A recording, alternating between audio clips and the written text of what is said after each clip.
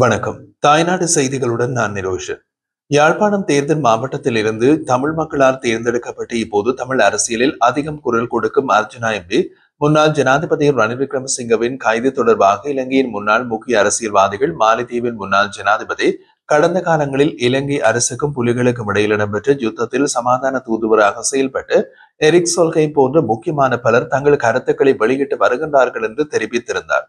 இது தொடர்பாக அவர் மேலும் கூறிய போது, ரணில் விக்ரமசிங்கே கைது செய்யப்பட்ட மறுகணமே மாலைத்தீவின் முன்னாள் ஜனாதிபதி தனது எக்ஸ் வலைதளத்தில் அவரை விடுதலை செய்ய வேண்டும் என்றும் அவர் விரைவில் வீடு திரும்புவார் என்றும் நம்புவதாகவும் கருத்து வெளியிடுகின்றார். அதேபோல் நோர்வேயின் எரிக் சொல்கேம் கூட ரணில் விக்ரமசிங்கவை அரசாங்கம் விடுதலை செய்ய வேண்டும் என்று வலியுறுத்தி இருக்கிறார். தொடர்ந்து இப்போது சர்வதேச அரசியல் முக்கியஸ்தர்கள் ரணிலின் விடுதலையை வலியுறுத்தி ஜனாதிபதி அனுரகுமார திசாநாயகவுக்கு அரசியல் ரீதியான அழுத்தத்தை கொடுக்க முயற்சித்து வருவதாக அர்ஜுனா எம்பி குறிப்பிடுகின்றார். ரணில் விக்ரமசிங்க விவகாரம் என்ன? முன்னாள் ஜனாதிபதி ரணில் விக்ரமசிங்கே இலங்கையின் அரசியல் வரலாற்றில் முக்கிய பாத்திரம் வகித்தவர். ரணில் விக்ரமசிங்கே ஏற்கனவே பல்வேறு அரசியல் சவால்களை எதிர்கொண்டவர். முன்னாள் ஜனாதிபதியாக அவர் நாட்டின் அரசியலில் முக்கிய முடிவுகளை எடுத்தவர்.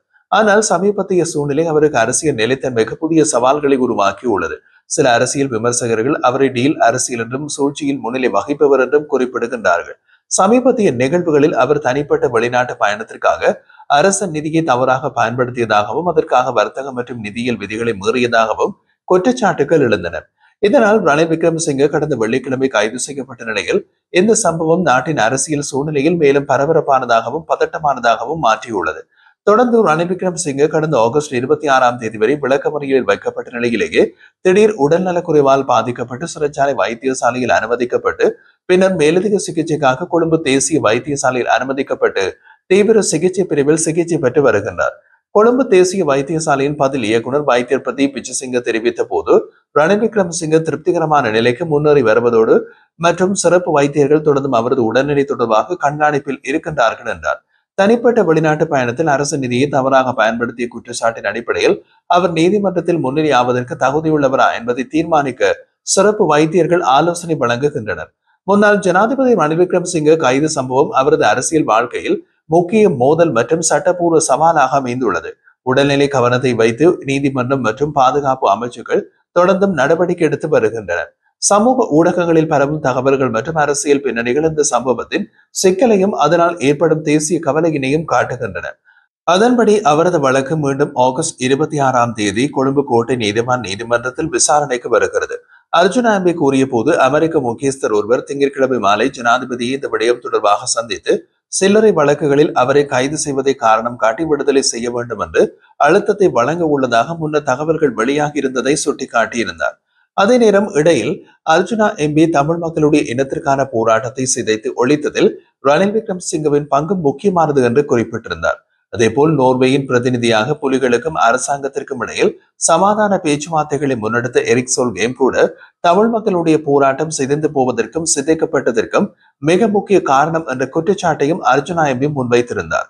இவ்வாறாக தமிழ் மக்களுக்கு எதிரான அரசியல் சூத்திரதாரி அல்லது நரி என்று விളിக்கப்பட்ட ரணில் விக்ரமசிங்கே இன்று கைது செய்யப்பட்டிருப்பது தமிழ் மக்களை பொறுத்தவரையில் மகிழ்ச்சி தரக்கூடிய செய்தி என்பதோடு வரவேற்கத்தக்கது என்றும் அர்ஜுனா தெரிவித்திருந்தார். அதே நேரத்தில் யாழ்ப்பாணத்தில் வைத்து மீன்பிடி அமைச்சர் ராமலிங்கம் சந்திரசேகர் கருத்து தெரிவிக்கும் போது, தங்களுடைய அரசாங்கத்தில் ரணில் கைது செய்யப்பட்டிருக்கின்றார் என்று பூரிப்புடன் கூறுகின்ற விடயம் வெளிப்படையாகவே இது ஒரு திட்டமிடப்பட்ட அரசியல் பழிவாங்கல் என்பதை காட்டுகிறது என்றும் அர்ஜுனா எம்பி கூறியிருந்தார். மேலும் முன்னாள் நாடாளுமன்ற உறுப்பினர் சுமந்திரன் ரணிலுக்கு சார்பான ஒரு கருத்தை தனது சமூக வலைதளத்தில் வெளியிட்டு அது ஒரு சர்ச்சைக்குரிய விவாத பொருளாக மாறியிருந்ததையும் குறிப்பிட்டிருந்தார். அதே சுமந்திரன் இன்றைய தினம் பருத்தித்துறையில் பொதுமக்கள் காரணிகளால் அமைந்திருக்கின்ற ராணுவ முகாம்கள் அகற்றப்பட வேண்டும் என்ற கோரிக்கை உள்ளிட்ட பல கோரிக்கைகளை முன்வைத்து இடம்பெற்ற ஆர்ப்பாட்ட பேரணியில் கலந்து கொண்டிருந்தார். அதன்படி தன்னுடைய அரசியல் பிரவேசம் ஆரம்பித்ததன் பின்னரே இவர்கள் மக்கள் மத்தியிலே இறங்கி வேலை செய்ய ஆரம்பித்திருக்கிறார்கள் என்பதையும் கூறி அர்ஜுனா பெருமைப்பட்டிருந்தார். ஒரு விதத்தில் அது உண்மையும் கூட. மீண்டும் ரணிலின் கைதுக்கு காரணமான பின்புல அரசியல் பழிவாங்கல்கள் தொடர்பாக சமூக வலைதள கருத்துக்களை மேற்கோள் காட்டும் அர்ஜுனா எம்பி அந்த விடயத்தை தெளிவுபடுத்தினார். அதன்படி தற்போது குற்றப்புலனாய்வு துறையில் தலைவராக செயல்படும் ஷானி அபேசகர கடந்த ரணிலின் ஆட்சி காலத்தில் வெளியே போடா கழுதை என்று விமர்சிக்கப்பட்டு துரத்தப்பட்ட ஒருவர். அதாவது கடந்த காலத்தில் மத்திய வங்கி பிணைமுறை மோசடிகளில் சம்பந்தப்பட்ட மத்திய வங்கியின் ஆளுநராக அந்த காலப்பகுதியில் செயல்பட்ட அர்ஜுன மகேந்திரனை கைது செய்வதா இல்லையா என்பது தொடர்பான விடயங்களுக்கான கருத்தாடல்களுக்காக ஷானி அபேசகர் ரணிலை சந்திக்க வேண்டிய ஒரு நிலைமை இருந்தது. அப்போதைய அமைச்சர் சுஜீவ சேனசிங்க என்பவருடைய வங்கிக் கணக்குக்கு மெண்டிஸ் நிறுவனத்திடமிருந்து மில்லியன் கணக்கான பெறுமதியான காசோலைகள் வந்திருந்த நிலையில் அது தொடர்பான விசாரணைகளையும் இதே ஷானி அபேசகரம் முன்னெடுத்திருக்கிறார். இது தொடர்பில் சட்ட நடவடிக்கைகளுக்கான விசாரணைகளை கைவிடும்படி ரணில் கூறிய போதும், ஆனால் அவர் கொடுத்த விடயத்தை நிறுத்தும்படி சட்டம் அதிபர் கடிதம் ஒன்றை தர வேண்டும் என்றும், இல்லாவிட்டால் விசாரணைகள் தொடரும் என்றும் ஷானி அபேசகர குறிப்பிட்டிருக்கிறார். இதனால் ஆத்திரமடைந்த ரணில் விக்ரமசிங்கே அவரை வெளியே போடா கழுது என்று திட்டியதாகவும் பரவலாக சமூக ஊடகங்களில் இதற்குரிய பின்னணி காரணங்களாக பகிரப்பட்டு வருகிறது என்பதை குறிப்பிட்டார் அர்ஜுனா. அதன்படி இந்த விடயம் கடந்த 2022ஆம் ஆண்டு நடைபெற்ற நிலையில் தற்போது 3 ஆண்டுகள் கழித்து அனூர் அரசின் ஆட்சியில் அதே ஷானி அபேசகர குற்றப்புலனாய்வு திணைக்களத்தின் தலைவராக நியமிக்கப்பட்ட நிலையில் சிறிய காரணங்களை வைத்து ரணில் விக்ரமசிங்கே கைது செய்யப்பட்டு பழிவாங்க ஆரம்பித்திருப்பதாகவே அர்ஜுனா எம்பி சுட்டிக்காட்டியுள்ளார்.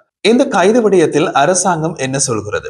சுயாதீனமான முறையில் விசாரணைகள் நடத்தப்பட்டு குறித்த கைது நடவடிக்கைகள் நடத்தப்படுவதாகவும் இதற்கும் அரசாங்கத்திற்கும் எந்த விதமான தொடர்பும் இல்லை என்றும் அரசு தரப்பு குறிப்பிடுகிறது. ஆனால் அதற்கு தலைகளாக அண்மையில் அமைச்சர் விமல் ரத்நாயக்க கூறிய போது ரணில் 40 ஆண்டுகளுக்கு முன்னரே அவருடைய குற்றங்களுக்காக கைது செய்யப்பட்டிருக்க வேண்டியவர் என்று கருத்து தெரிவித்திருந்தார். இந்த விடயங்களை மேற்கோள் காட்டிய அர்ஜுனா எம்பி குற்றப்புலனாய்வு திணைக்களம், போலீஸ் திணைக்களம் போன்றவற்றுக்கு ஒரு அமைச்சர் பொறுப்பாக இருக்கும் இடத்தில் அவர்களுடைய தலையீடு அல்லது அனுமதி பெறாமல் இந்த கைதுகள் நடைபெற்றிருப்பதற்கு வாய்ப்பு இல்லை என்றார். எனவே அரசாங்கத்திற்கு இந்த விடயங்களும் சம்பந்தமாக எதுவும் தெரியாது என்று குறிப்பிடுவது நம்பிக்கைக்குரியதாக இல்லை என்று விமர்சித்தார் அர்ஜுனா. ஆனால் ஒரு எச்சரிக்கை வெளியிடும் அர்ஜுனா தான் தனிப்பட்ட முறையில் ரணில் கைது செய்யப்பட்டது சரி என்று கொண்டாலும் பொய்யான வழக்குகள் சோடிக்கப்பட்டு எதிர்க்கட்சிகளை முட்டாளாக்கும் நடவடிக்கைகள் அரசாங்கத்தினால் முன்னெடுக்கப்பட்டால் காலப்போக்கில் இதே போன்ற எங்களுக்கும் நடக்கும் என்ற விஷயத்தினை அவர் சுட்டிக்காட்டினார். சிறைக்கு செல்ல நேரிடும் என்ற காரணங்களை முன்வைத்து அரசாங்கம் தன்னை விரட்ட முடியாது என்று சுட்டிக்காட்டும் அர்ஜுனா எம்பி தமிழ் அரசியல்வாதிகள் இதற்கு பயப்படலாம், ஆனால் இதற்கு தான் ஒருபோதும் பயப்பட போவதில்லை என்றும் குறிப்பிட்டிருந்தார். குறிப்பாக வடக்கு மாகாண சபை, கிழக்கு மாகாண சபை தேர்தலுக்கு முன்னர் இவ்வாறான மிரட்டல் கைதுகள் இடம்பெறுவதற்கு வாய்ப்புகள் இருந்தாலும் தான் இது எதற்குமே பயப்பட போவதில்லை என்று மீண்டும் குறிப்பிட்டார். அர்ஜுனா எம்பி மேலும் கூறிய போது நாடாளுமன்ற உறுப்பினரை ஒருமையில் விளைப்பது சட்டமீறல். அதன்படி ஒருமையில் விளைத்து சட்டமீறல் நடவடிக்கைக்காக நாடாளுமன்ற உறுப்பினர் சாணக்கியன் மற்றும் ஸ்ரீஸ் பிரேமச்சந்திரன் ஆகியோர்களுக்கு விளக்கம் கேட்டு கடிதம் அனுப்பப்பட்டிருப்பதாகவும் மிக விரைவில் வழக்குகளில் சந்திக்கலாம் என்றும் குறிப்பிட்டார். மீண்டும் ரணில் கைதினை வரவேற்றுள்ள அர்ஜுனா வடக்கு மாகாண சபை, கிழக்கு மாகாண சபை போன்ற தேர்தலுக்காக அற்ப காரணங்களை வைத்து கைது செய்வதை விட இன்னமும் உண்மையான காரணங்களை முன்வைத்து விசாரணைகளை முன்னெடுக்க வேண்டும் என்றும் வலியுறுத்தி இருந்தார். இதேவேளை சமூக ஊடகங்களில் ரணில் விக்ரமசிங்கவை வைத்தியசாலையில் கொலை செய்ய வலியுறுத்தும் பதிவுகள் பரவியுள்ளது. இதற்காக கடுவல பிரதேச சபையின் முன்னாள் உறுப்பினர் பிரபா தர்ஷன் உள்ளிட்ட சிலர் குற்றப்புலனாய்வு திணைக்களத்தில் முறைப்பாடு செய்துள்ளார்கள். இது பாதுகாப்பு மற்றும் சட்டப்பூர்வ நடவடிக்கைகளின் அவசரத்தையும் வெளிப்படுத்துகின்றது.